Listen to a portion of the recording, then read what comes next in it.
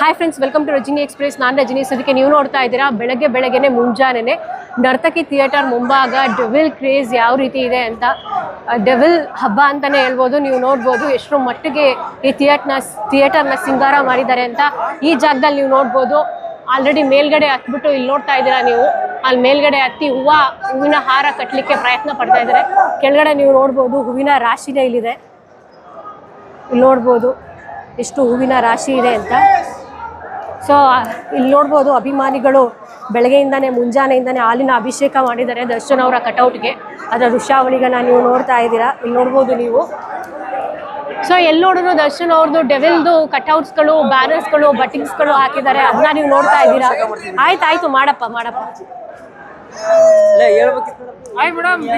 ಚೆನ್ನಾಗಿದ್ದೀರಾ? ಹೌದೌದು, ಚೆನ್ನಾಗಿದ್ದೀರಾ ಮೇಡಮ್? ನಿಮ್ ಸಪೋರ್ಟ್ ಹಿಂಗೆ ಬಾಸ್ ಮೇಲೆ ಇರ್ಲಿ.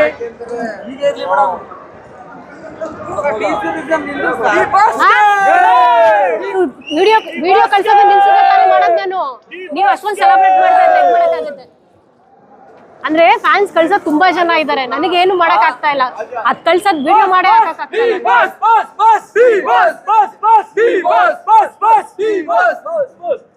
ಯಾವ್ರವ್ರು?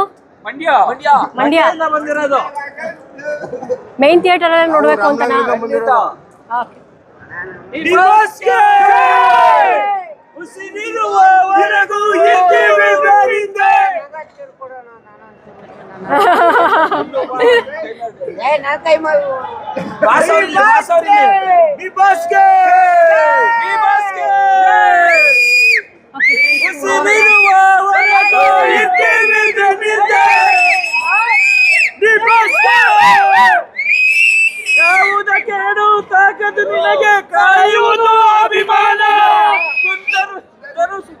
ಕಿಡಿಮಣಿ ಹತ್ತಿರ ಅಂತ ಅದೇ ನನ್ನ ಉಸ್ತೂರು ಅಂತ ನಾ ಮರೆಯಲ್ಲ. ದರ್ಶನ್ ಹೆಸರು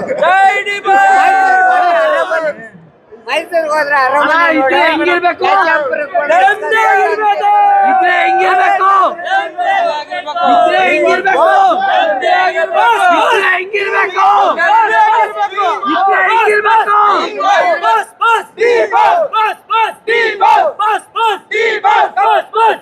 ಆಲ್ರೆಡಿ ಮ್ಯಾಕ್ಸಿಮಮ್ ಜನ ಬಂದಿರೋರೆಲ್ಲ ಆಲ್ರೆಡಿ ಥಿಯೇಟರ್ ಒಳಗಡೆ ಇದ್ದಾರೆ.